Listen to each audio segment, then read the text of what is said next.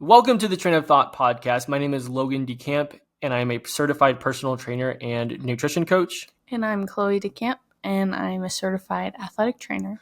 And we are sitting down here today because we want to help you learn and grow so you can continue to do without restriction as you age. Be sure to listen till the end of the episode so that you can get information that you can apply to your life and follow us for more.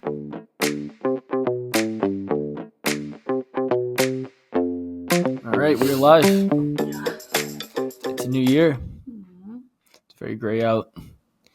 I know. Yeah. We must not have a lot to say today. I don't know. I feel like as soon as you hit record, I got tired. Oh, interesting. Yeah. You were going full steam ahead when I got home, being able to get the house cleaned up. I got all the Christmas decorations down, took down the tree. Well, I knew I had to do it today, otherwise I would not have done it for another couple weeks or something, or at least till the weekend. How long do you think people keep their tree up? It depends, but I feel like most people leave it for a few weeks, and then I personally will judge the people who are leaving it up till February, March, who knows. Yeah. Because it's not Christmas anymore. I get it. I kind of get it through January, because January can be really hard and cold and sad and dark. So Christmas, yay, brings it happy. But then it's just it's not actually Christmas. So I don't know. This is the month you don't like the most. Yeah, I don't like January. Yeah, I think I remember you mentioning that a couple episodes ago. It feels so long. Feels like it's the longest year ever. The longest year? Longest month in the year. Oh, this should be a fun episode. All right. Well, today, since it's the new year, we're going to be talking about how to make goals that you accomplish in the new year. Mm-hmm. And we're going to be talking a little bit about how your brain works. Hold on, I'm a little distracted over here. We're good, I think. Is the microphone okay? Yeah. There. All right, there we go. Sorry, we had some technical difficulties there. But since it's the new year, new me, we're going to be talking a lot about goal setting today. And we're going to be diving a little deep in the weeds, talking about how your brain works when it comes to making goals and being able to accomplish those goals. And then I'm going to give you some things we teach to our members at Champ Camp when it comes to goal setting, and kind of the perspective shift that I like to tell our members whenever they embark on this journey as well too. So if you've been following along, the last recording we did was around your mindset going into the new year and how to accomplish your goals. Now, in this recording, we're going to be talking about more specifically how to make those goals. So not only do you have the mindset, but then you have the framework to make goals that you can further accomplish as well too. Mm-hmm. Yeah. So, Chloe, did you want to start this off? Yeah. I put in the notes here, just wanted to kind of see if you could find some research on how people normally make goals, and what are some other ways that you could... Sorry, go ahead then. What did you find? So obviously goals it's just such a broad topic, and it's kind of hard to narrow down what I wanted to talk about.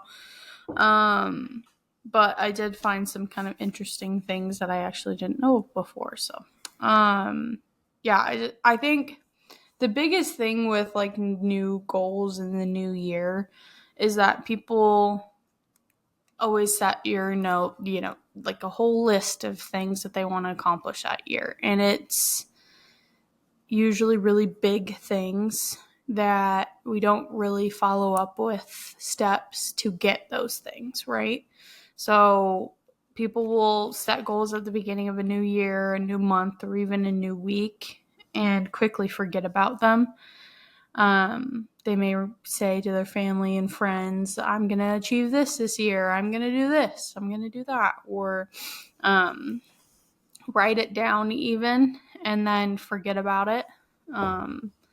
And so not many people take into account that there's actual steps that need to be outlined in order to achieve those goals. Because I've done it. We've all done it where we've made resolutions. For example, a couple of years ago, I made the resolution to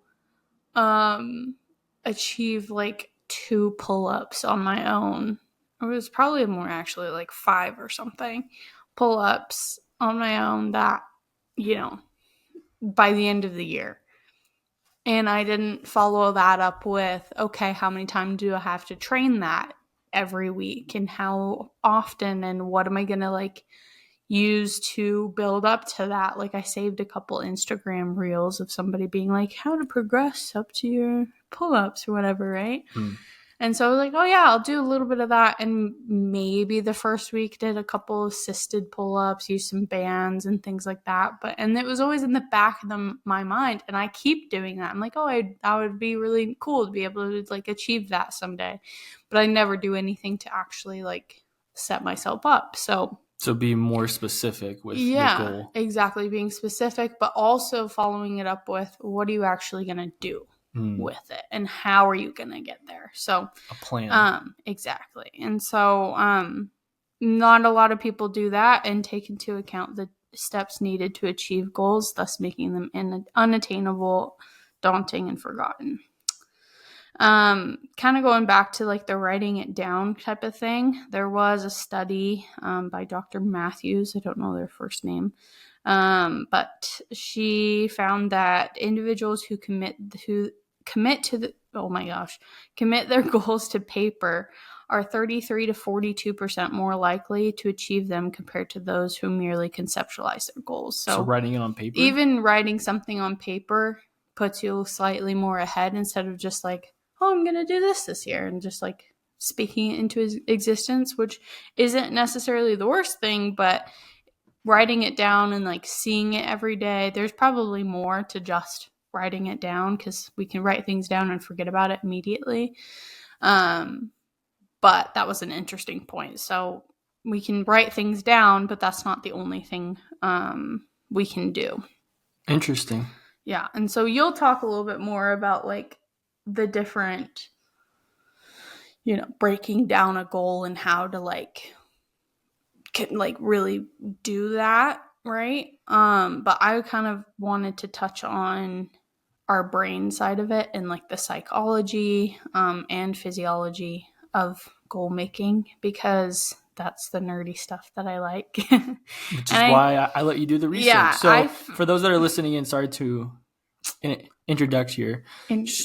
She's going to go into some science around how the brain works around goal setting. And then towards the end here, I'm going to touch on tactical ways to break these goals down and achieve them. So go ahead, dive into it. So I found all of this mainly from a website.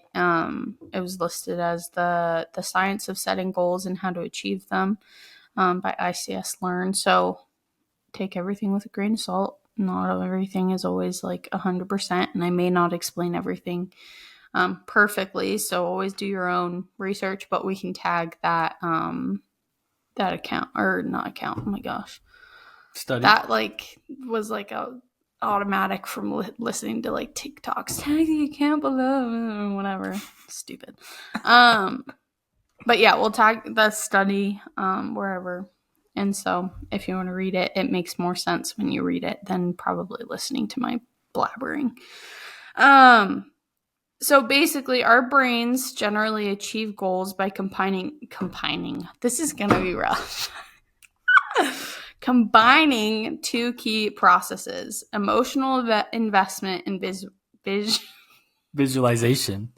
I'm going to help with words today. Normally, I'm the one with the stutter. It's backwards. It's I gave you my stutter.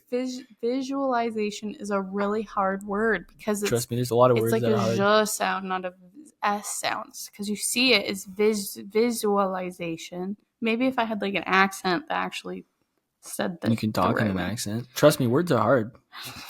Anywho, so the brain achieves goals by combining two key processes: emotional investment and visualization. Yes. Okay. So the way the brain creates emotional investment in a goal is connected to the way that it makes memories and behaviors.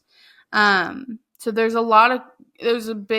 it's very complex neuroscience, and obviously the brain is such a freaking crazy place. I will never understand it. Even neuroscientists don't fully understand it. It's amazing. So this is really dumbed down and simplified. Sorry, Bless you. Yeah, thank you.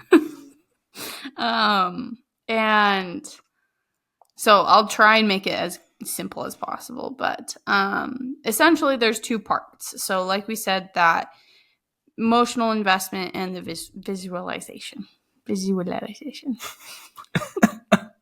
The first part of the brain that's involved in this is the amygdala, which is something I can say. Great, whatever.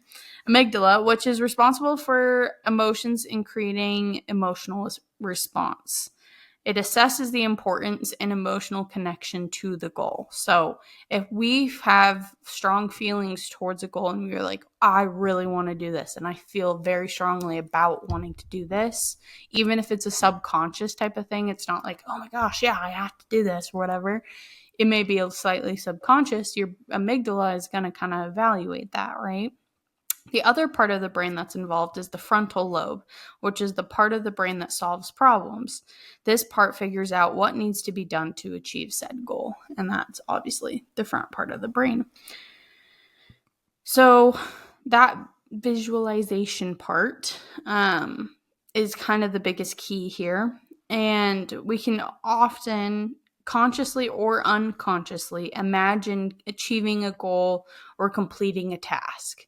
So just seeing yourself and like visualizing yourself completing this task, like seeing myself do those pull-ups, right? And seeing myself take the, steps to get there, not just seeing myself complete it, can actually change the structure of our brain. How does that work? What do you mean the structure of our brain? That doesn't make any sense. It's still just gooey goop up there. What do you mean? I don't understand. So it's super complicated, and this is very dumbed down again. But essentially we have neurons, and the article actually explains the anatomy of like the neuron a lot better than I'm going to do here, because that's just going to take too much time, and I would need like a big old whiteboard, and I'd be like freaking out. So I'm not going to do that. Okay. But neurons communicate information to one another in the brain. And they can do that through synapses, through chemicals that transmit back and forth, right? Okay. So when we visualize achieving a goal, the neurons transmit that as information. And whether that's real or not, it still transmits it. And by doing so, it tells parts of the neuron called the axon, which is kind of the longer part of the neuron, to start making new connections to other neurons nearby. And that's called a neural pathway, because you're just creating new pathways, right, with the neurons. By doing that, it creates a new network of interconnected cells that now work to create new behaviors and long-term memories that then are stored different places of the brain, and it's just creating new pathways essentially for our brain. The neural pathway created by visualization prepares our mind and body to work in a repeatable way that is supportive towards us achieving a goal that we visualized. Our brain and its neural pathways, the goal is already a physical reality. It doesn't know that hasn't existed yet. But that kind of like pushes us to then complete it. It's this weird, it's crazy, but it improves your behavior and skills and outlook in regards to achieving that set goal. It almost commits it to that long-term memory. It commits it to the brain saying, you've done this, you can do this, it's been done before, so let's do it. And it's like, here are the things that we need to do. And once again, obviously there's more to this. It's way over my head once again. But it's really interesting that even just visualizing and having an emotional connection to the goal can literally change your brain. And that's huge. That's crazy. Yeah. And to kind of speak on that a little bit more, I'm not sure if it's in the book called Be Seen by Jen Gottlieb, but she spoke on stage about this. And it's kind of like people probably heard it before along the context of being able to manifest your goals, right? Yeah. And she kind of talked about a story where she was trying to get on Broadway and be like a lead singer in like this big Broadway musical show. Yeah. And she kept coming up short every single time. But like she would like at night manifest like every night before bed, her being this lead singer on this Broadway musical. And it sounds crazy, but she did this for like, I think a year, like 2 years, something crazy. And she eventually got the role somehow. Right. Yeah. So, I mean, just to kind of speak on this, I mean, it sounds kind of crazy and like, well, that just sounds like woo woo. Right. But there is something about it. And I think it's why people also do meditation is because you're, being able to get a perspective on things and being able to, get more of a clarity on what you want and what's going on and things like that as well too. That's a great time to be able to think about your goals is when you are meditating, because in meditating, you don't have to do the manifesting out loud or writing it down or things like that. Just even like, meditating and sitting there and like manifesting that something's going to happen can work on literally changing your brain. And so I think there's a lot to it, and there's a lot we don't know about the brain, and it's crazy, but what a cool thing that we do know that this has a role in it. And I'm excited to learn more about that as we learn more about the brain and more ways that we can kind of trick the brain almost into what we want to do. You know what I mean? And I think it's also important though that yes, you can, yes, you can manifest your goals and think about it, but I think it's also important to keep in mind you have to do something as well too. Yeah. Like you have to continuously take the steps needed to get there. It's not like she was like, I want to go on Broadway and didn't no, she was audition, she didn't practice, and she didn't do everything she possibly could. You know what I mean? You don't say, I want to run a marathon and not train and not do everything you can, or you know what I mean? Yeah. There's steps. And so I think you can speak more to that in terms of what does that look like? Right. So, so for those that are listening in, just please keep that in mind as we dive into some tactical steps here, that it's important that as soon as you have a goal in place and you have your massive action plan that we're going to talk about of how to work towards that goal, it could also help if you write it down, because the studies show, what was that? 33 to, I do have a stutter, so thank you for your patience, but 33 to 42% are more likely to achieve their goals if they write it down on paper versus just speaking out loud. So there's value in writing it down, and there's value in thinking about it and basically pretending like you already got there. So keep that in mind as we dive into some tactical steps here. So with that being said, when it comes to setting goals, one thing that we teach at Champ Camp that I've heard from mentors and I've learned is making SMART goals. And to be more specific, it's not like just be smarter. No, it's like it is a specific, measurable, attainable, a realistic, and timely goal, right? So there's a difference between I want to lose 50 pounds versus I want to lose 50 pounds by the end of 2025, and I'm going to take this step, this month and do this, and that, like, just breaking it down into a specific, measurable, attainable, realistic, and timely goal. It being a realistic goal is important because if you're going on a cruise for 5 months out of the year, that'd be insane. It'd be a long cruise, but but sure. Whatever, right? If you're traveling a lot and you're trying to do these very ambitious goals, then it might not be a realistic goal for you right now. So it's important to keep in mind that it has to be realistic. That's super important. But then let's take it a step further. So let's say you made your SMART goals.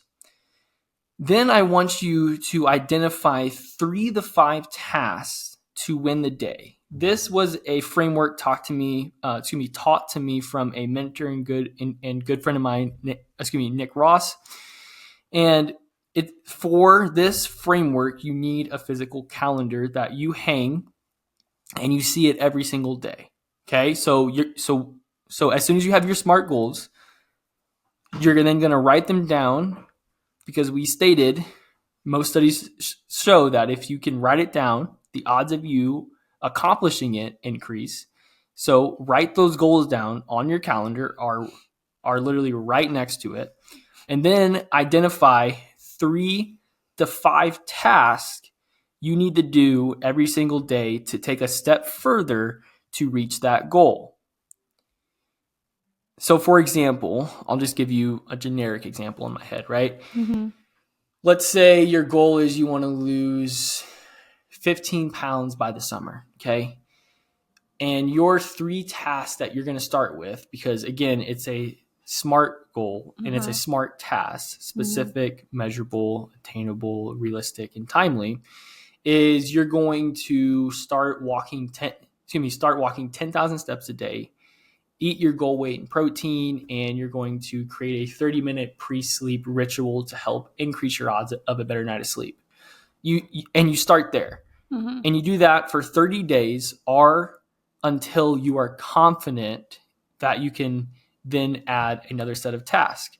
So then your next set of tasks might be you do 2 workouts a week or whatever it might be, right? Like you keep on increasing the task level. Now, where the calendar comes into play here is on each day that you have those tasks, it's either a W on the day or an L, depending on if you did all 3 to 5 tasks.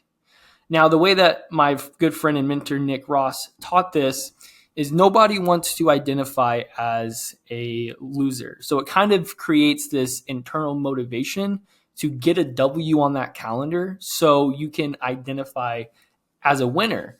And it feels really, really good if you look at your calendar and see a bunch of W's stacked day after day. You okay? I was trying to hold it on. It made a noise. No. Sorry, continue. It's all good. But it's also really self-fulfilling to see a bunch of W's on the calendar, and that's going to create a ton of confidence as well too. But it's also important to note, and this is where the mindset kind of plays in, and this is where the perspective shift needs to occur. There's going to be some days that you have an L on the calendar. It's just a part of life. And what's more important is you learn from that L. What occurred that day that caused you to get an L? How can you do better the next day, right? And it's also important to know and understand, and this is really, really important, and this is something that I like to tell our members all the time, is when it comes to your goals, you are climbing a mountain you've never climbed before. Excuse me. And when it comes to climbing a mountain, you never climb straight to the top. That'd be crazy if you just climb straight up the hill or the big hill. Mountains are, there's switchbacks, there's wrong trails, there's storms that come through. It's never perfect point A to point B going up the mountain. And the storms that you encounter on this hike to the top, and the top of the mountain is your goals, your wants, your needs, and everything you want in life. All the storms that come through the mountain are those L's. And what's important, and excuse me, and I'll go back for a second. The storms that come through in your life are also hardships, they're setbacks, they're failures, they're life lessons learned. But what's more important here is you never stopped climbing the mountain. You just had to stay in one spot for a little bit longer because a storm stopped you from climbing. But the more important thing here is you continue to keep climbing that mountain, and you never go back down and turn around on the mountain. So regardless if there's an L or a W on the calendar, keep climbing the mountain, keep moving forward on your goals this new year, and keep climbing. Yeah. Nope, that's awesome. I think it's a good analogy to use because sometimes those storms we don't see coming either. Right. And it kind of can take us back to a couple episodes ago that we say, okay, that didn't work out. What are your other plans? What are your plan B, C, D? You know what I mean? And so everything ties in to that as well. And so I think being prepared with your goals and knowing that, okay, this is a hard one. I'm going to have to figure it out. And there's going to be days that I take an L and it's going to be fine. I'm just going to get back up the next day. Keep on doing, as best you can with it.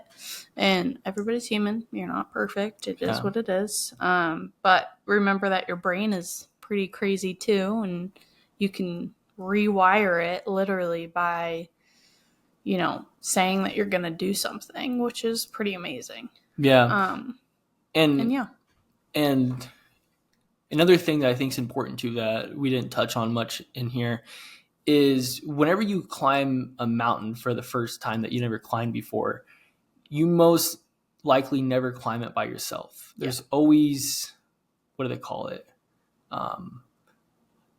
A Sherpa, right? That helps guide you up the mountain. Sure, yeah. Or maybe you go with friends, right? Or something, but you have people to keep you accountable, to make sure you don't get lost, and to help keep you climbing up that mountain as well too. So there's tons of value in getting a coach, friends, being able to find a community of like-minded people to help guide you up that mountain, because the worst thing that you could possibly do is think that you're all alone and you have to climb this huge mountain all by yourself. I mean, sure, you might get to the top, but it's going to take you 10 times longer rather than if you just found a guide that knows how to climb that mountain and can point you in the right way and then can help walk you through when the storms are coming, So I think that's important to note as well too. Yeah, definitely. I know a guy. All right. This has been fun. If you have a question, please feel free to drop it down below or send us a email at logan@champ-camp.com. And thanks for all your support, and we'll be in touch next time. Yeah. Happy New Year. Happy New Year.